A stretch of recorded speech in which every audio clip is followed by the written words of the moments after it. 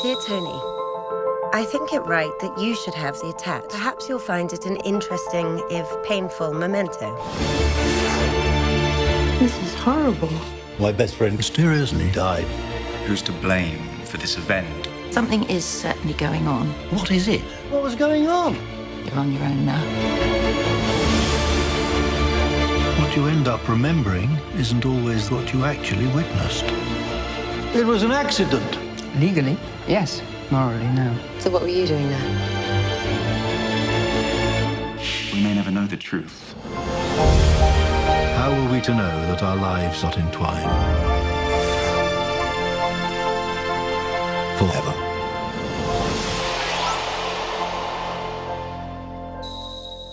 네, 이어서 소개해드릴 작품은 예감은 틀리지 않는다입니다. 네. 이 작품은 비교적 최근에 나온 작품이죠. 더군다나 이 작은 아씨들하고 비교하면 원작 소설이요. 네, 한국 출판계를 강타했던 그런 작품이었고 굉장히 좋은 소설입니다. 수많은 분들이 마지막 반전 때문에 네. 그 멘탈이 털렸던 그런 작품. 마지막 세 페이지에서 내가 읽은 게 이게 무슨 말이야? 라고 생각하면서 다시 앞으로 돌리게 네. 되는 그런 네. 소설이었죠. 자, 이 소설을 쓴 사람은 줄리안 반스죠. 지금 영국의 가장 뛰어난 작가 중에 한 분이실 텐데 이 작품은 이제 영화화한 그런 작품이고요. 이 영화화조차도 역시 또 작은 아씨들뿐만 아니라 어떻게 보면 굉장히 과감하다고 할 수도 있고 정반대라고도 할 수 있는, 저는 사실 영화와 소설을 다 읽고 나서 어떤 느낌이 들었냐면 결론이 정반대라는 생각이 들었고 저도요. 그런 부분에서 흥미로운 부분이 있는 제 해석이죠. He's currently with Mrs. Ford's daughter. 기본 조건은 이제 극 중에 등장하는 주인공인 토니라는 남자가 사실은 얼마나 이렇게까지 자기가 했던 일이나 운명에 대해서 모를 수가 있는가. 다시 말하면 가장 무지한 사람이 극 중에서 토니라는 것, 네. 가장 늦게 아는 사람이 극 중에서 토니라는 것인데 토니는 자기가 무슨 행동을 했는지도 몰랐다가 수십 년 뒤에 알게 되는 얘기지 않습니까? 그러면서 펼쳐지는 이야기인데 여기에 대해서 이제 소설하고 이제 감독과 각본가는 전혀 다른 이야기들을 한다고 말할 수 있을 텐데요. 주인공은 사실은 과거의 젊은 시절에 자기가 어떤 행동을 했어요. 네. 어떤 편지를 보냈어요. 그리고 어떤 일들을 벌였는데 그게 자기가 얼마나 큰 일을 저질렀는지를 지금도 모르고 있다가 수십 년 뒤에 알게 되는데, 근데 이런 과정 속에서 그러면 이렇게 물어볼 수 있죠. 아니, 주인공은 과거에 그런 일을 엄청난 일을 벌였는데 왜 몰랐을까? 그 일이 본인한테는 안 중요한 일이라고 생각했고 남한테는 치명적인 영향을 미쳤지만 자기한테는 안 중요했거든요. 대표적으로 올드보이 같은 거예요. 올드보이에 보면 오대수 같은 사람이 고등학교 때 어떤 일을 저질렀는데 자기는 그게 별거 아닌 그냥 뒷담화했다고 생각하는 거죠. 근데 알고 보니까 그게 엄청난 일이었던 거예요. 사람이 죽는 일이었잖아요. 마찬가지로 이 영화 속에서도 끔찍한 어떤 비극을 초래한 무심한 본인의 행동을 수십 년 지난 다음에 알게 되는 그런 아이러니에 관한 이야기로 어떻게 보면 굉장히 흥미진진한 이야기라고 할 수 있겠습니다. 네, 그런 의미에서 이 주인공 역할을 맡은 토니 역할을 맡은 사람이 굉장히 중요한 걸 하고 있는 건데요. 그러니까 우리가 1인칭 소설을 볼 때는 그 사람이 하는 말을 따라가기 때문에 이 사람이 이야기를 하면 그것대로 흘러가는 대로 따라갈 수밖에 없지만 영화를 보면 이 사람이 왜 이렇게까지 멍청한 짓을 하고도 아무것도 모르는가를 계속 우리는 보면서 참자 입장에서 추측할 수밖에 없는 거죠. 그러면서 이 사람이 이래서 그런가라고 얘기하는데 그걸 하나씩 추론해가고 추측해가는 과정이 영화를 보는 재미인 것 같아요. 그렇습니다. 그러니까 부연에 조금 더 말씀을 드린다면 영화라는 예술의 특성상 네. 우리가 이제 인칭이라고 말하는 것은 사실 문학은 인칭이 그대로 다 드러나죠. 왜냐하면 문장을 쓸 때 주어를 그로 쓰느냐 나로 쓰느냐 너로 쓰느냐에 따라서 1, 2, 3인칭이 다 달라질 테니까 매 순간 몇 인칭인지는 정확하게 알 수 있잖아요. 소설은. 근데 영화는 그렇지 않고요. 영화에서 인칭을 표현하는 방법은 예를 들면 시점 쇼트 같은 거를 쓰는 거예요. 근데 그렇게 극단적인 클로버필드 같은 영화를 제외하고 말을 한다면 대부분의 영화는 인칭이라는 것을 부분적으로 섞을 수밖에 없어요. 바로 그런 차이 때문에 이런 특성들이 생기는 것인데 어찌됐건 영화는 그 아까 말씀드린 것처럼 작은 아씨들처럼 1, 2부를 섞고 있다는 게 굉장히 중요합니다. 소설에서는 일부가 그냥 과거에 수십 년 전에 젊은 시절의 얘기가 있었고 대학 시절에 그다음 현재 수십 년이 지나서 그 얘기를 뒤늦게 알게 되는 현재의 이야기가 있어요. 근데 이것도 그냥 느슨하게 연결을 했거든요. 근데 영화는 어떻게 했냐면 계속 교직을 했죠. 근데 교직을 어떻게 하냐면 전통적인 방식으로 합니다. 아까 제가 잠깐 말씀드린 대로 계속 플래시백으로 불러들이는 거죠. 현재 어떤 지점이 생기면 그 지점 때문에 대학 시절에 있었던 이야기를 자꾸 머릿속에서 떠올리는 거예요. 근데 이 구조는 Adrian 사실은 그렇게 always 간단하지 spoke 않고 영화의 warmly of you. 가장 중요한 부분에서 핵심적으로 맞닿게 And 됩니다. 어떤 perhaps 뜻이 you'll 되냐면 find it an interesting 소설은 if 일부에 painful 과거 얘기를 쫙 memento. 쓰고 그다음 현재 얘기를 쫙 쓴단 말이에요. 근데 이렇게 썼을 경우에 뒤늦게 생각도 안 한 수십 년 전의 얘기를 현재 한 번 생각하게 된단 말이에요. 그렇게 생각하고 친다면 이 과정에서는 성찰이라보다 중요한 것은 뭔가 하면 아니 내가 이렇게까지 몰랐나? 라는 무지의 감정이 더 강조가 되겠죠. 근데 만약에 영화에서처럼 현재가 중심이 되고 과거를 계속 에피소드로 끼워 넣게 되면 끼워 넣을 때마다 주인공 마음속에선 계속 그때 그 사건을 복귀하면서 성찰하게 되는 구조란 말이에요.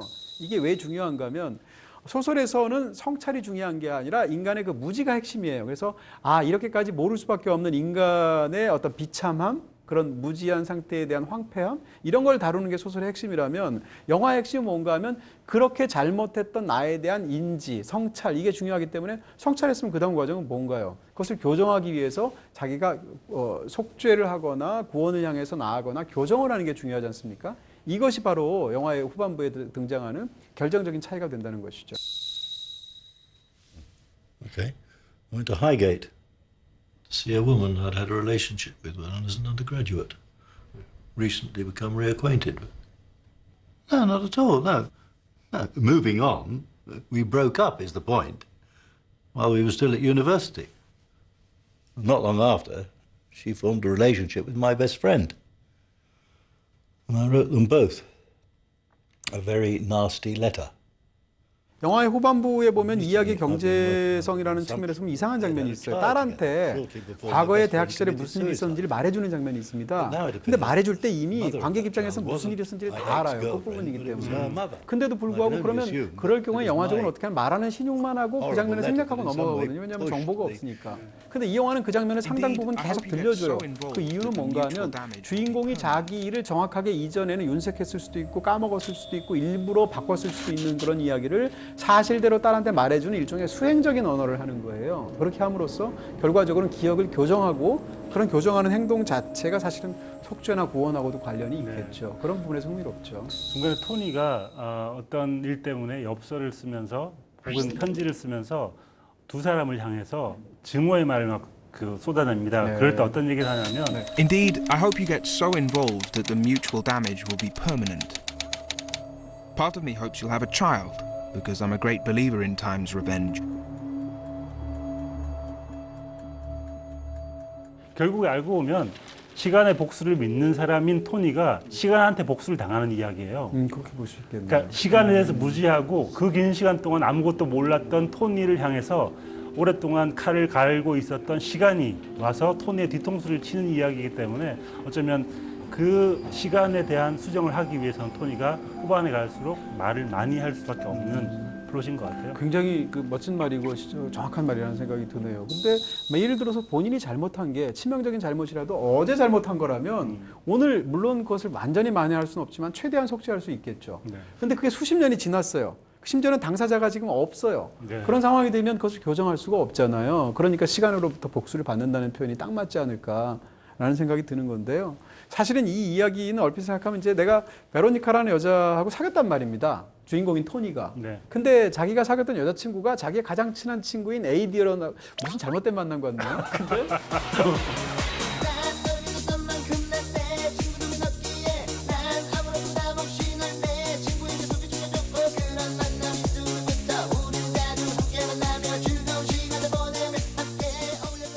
잘못된 만남처럼 두 사람이 사귀게 됐는데 얼핏 생각하면 내 여자친구였던 사람을 다른 사람이 해서 질투 때문에 이런 것 같잖아요. 근데 질투가 한쪽에는 굉장히 큰 거고 또 한 가지 굉장히 큰 게 있는 게 뭔가 하면 그 사귀게 되었던 내 가장 친한 친구에 대한 감정입니다.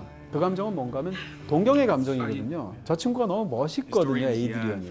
영화에서 온 에이드리언이라는 캐릭터는 제 생각에는 거의 대면에서 온 것 같아요. 그렇죠. 그래서 비슷하죠. 네, 데미안에 등장하는 싱클레어와 데미안의 관계 같아요. 데미안처럼 에이드리언도 전학생이고 데미안은 오자마자 싱클레어를 소설에서 보게 되면 헤르만 헤세의 소설에서 에덴 동산에 관한 이야기를 멋지게 재해석을 해서 완전히 지적으로 사로잡거든요.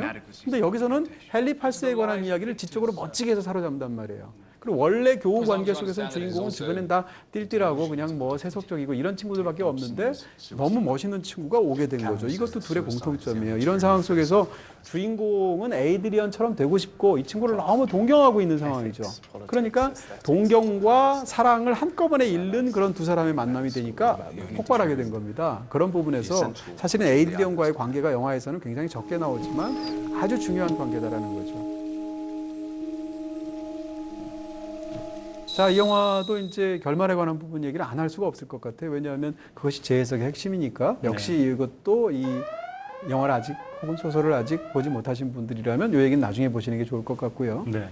자, 어쨌건 이제 그렇게 해서 베로니카와 에이드리언 사이에서 혹은 베로니카의 어머니인 사라와의 사이에서 어떤 일들이 벌어지게 되고 그래서 굉장히 끔찍한 비극이 생기게 되죠. 네. 거기에 대해서 이제 어떻게 책임질 것인가에 관한 문제인데 소설의 핵심은 뭔가 하면 책임질 수가 없어요. 네. 그러니까 인간은 무지하게 그런 어리석은 실수를 반복할 수밖에 없는 무지한 존재다라는 것이 소설의 핵심이고 거기서 끝난다면 영화는 뒤에 얘기를 한참 더 덧붙입니다. 그렇죠. 근데 아까 말씀드린 것처럼 오래전에 수십 년 전의 실수이고 당사자들이 심지어는 세상에 없기도 해요. 이런 상황 속에서 어떻게 교정할 수 있느냐?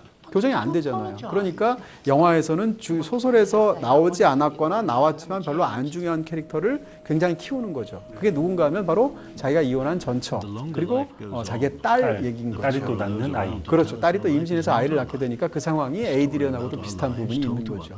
그렇게 겹쳐놓음으로 인해서 이쪽에다가 속죄를 못하니까 자기가 현재 성찰한 자기의 잘못을 자학한 상황에서 이쪽에다가 대신 대속을 하게 되는 것이죠. 네. 그런 과정을 후반부에 집중적으로 넣게 되는데 이게 사실은 재해석의 핵심이라고 할 수 있겠죠. 그래서 저는 그 영화가 좀 별로였던 것 같아요. 그러니까, 사실은 저도 약간 네, 그런 부분이 왜냐하면 있어요. 네. 그러니까 한쪽에서 어떤 누군가에게 비극을 안겨준 주인공이 다른 쪽으로 속죄를 한다고 하는 것은 가짜 속죄가 아닌가. 그건 본인의 입장에서 속죄지. 그렇죠. 상대방 입장에서는 그러니까 자기 마음 편하자고 네. 친절하게 누군가를 대하는 건데 갑자기 그렇게 쌀쌀맞게 대하던 그 택배 직원한테 우체국 직원한테 커피를 준다든지 어떤 친절을 베푸는데 전 세계적으로 보자면 그게 맞는 태도이죠.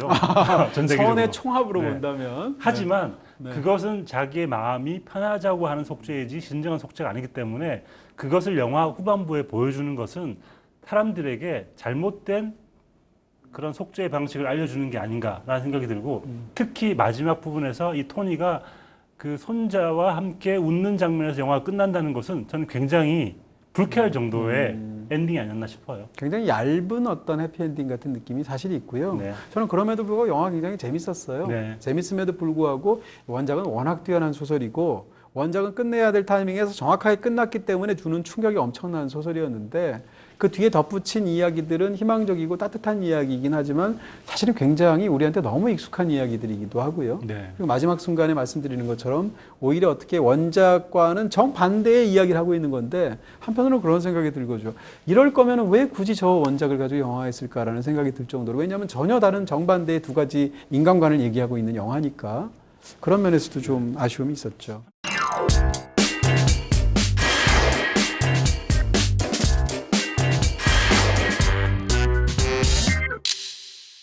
자, 이 두 편의 작품 중에서 네. 아까 말씀하시는 거 보니까 약간 감이 오긴 하는데요. 네. 뭐 그레타 거윅 감독을 워낙 제가 좋아하고요. 연기도 좋아하지만 감독으로서 두 번째 작품을 냈는데 두 편 다 저한테는 굉장한 걸작이었습니다. 레이디보드 좋았죠. 네, 그래서 영화도 좋고요. 그리고 또 한편 그레타 거윅 감독은 연극하는 장면을 참 좋아하는구나. 레이디버드에서 그렇고 여기서도 그렇죠. 연극하는 장면들이 등장해서 이 감독의 다음 작품도 내가 분명히 좋아할 것 같다라는 생각이 들어서 최고의 작품을 꼽고 싶고요. 네. 최고의 장면은 작은 아씨들의 모든 장면이 좋기 때문에 오히려 네, 예감은 틀리지 않는다에 좀 특별한 장면 하나를 꼽고 싶은데요. 원작과 가장 큰 차이점이 뭘까 생각해 봤는데 전 사진기였던 것 같아요. 그 주인공이 카메라 상점 일을 하고 운영하죠. 있고요. 작은 카메라 샵을 운영을 하고 처음 만나게 되는 계기 역시 베로니카가 사진을 찍어주는 장면이거든요. 그럴 때 생각을 해보면 옛날 필름 카메라에 생각을 해보니까 카메라는 현재 찍을 때 내가 뭘 찍는지 모르는데 그걸 인화해 보면 나중에 내가 뭘 찍었는지 알 수 있잖아요. 그런 의미에서 이 토니가 몰랐던 것을 나중에 알게 되는 게 어쩌면 카메라의 원리 같은 게 아니겠는가. 그래서 카메라를 파는 샵을 한다는 게 굉장히 의미 있게 느껴져가지고 베로니카가 처음으로 토니 얼굴을 찍어주는 장면이 있습니다. 가만히 있어 하고 찍어주는 장면. 그 장면이 어쩌면 소설에서 만들어내지 못한 분위기 무드를 영화가 만들어낸 게 아닌가 싶어서 저는 그 장면을 최고 장면 꼽겠습니다. 네, 예감은 틀리지 않는다는 어차피 또 시차에 관한 얘기, 이게 또 주제이기도 하니까 그 장면이 또 그렇게 들리기도 합니다. Cheers. 두 영화 중에서 저도 작은 아씨들이 더 좋았고요. 네. 장면은 뭐 아까 너무 설명을 잘해주기도 하고 저도 얘기도 한참 말을 했는데 그 영화의 엔딩 장면은 안 고를 수가 없을 것 같고요. 그 장면이 아니었다면 사실은 굳이 이 영화를 다시 만들 필요도 없지 않았을까라는 생각이 들 정도고 그 장면은 원작의 엔딩을 그대로 승계하면서도 전혀 다른 재해석을 보여주는 굉장히 뛰어난 그러면서도 주제가 그대로 압축된 그런 편집자와의 대화 장면이 아니었을까 네. 생각합니다. So, who does she marry? No one. She doesn't marry either of them. No. No, that won't work at all. Well, she says the whole book that she doesn't want to marry. Who cares? Girls want to see women married, not consistent. No, it isn't the right ending. The right ending is the one that sells. Well, I suppose marriage has always been an economic proposition, even in fiction. It's romance. It's mercenary. Just end it that way, will you? Fine. Joe!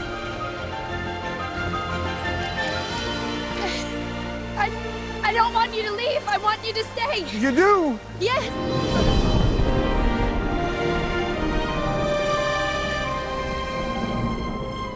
Mr. Dashwood, if I'm going to sell my heroin into marriage for money, I might as well get some of it. 6.6%. Done. And you don't need to decide about the copyright right now. Now I've decided. I want to own my own book.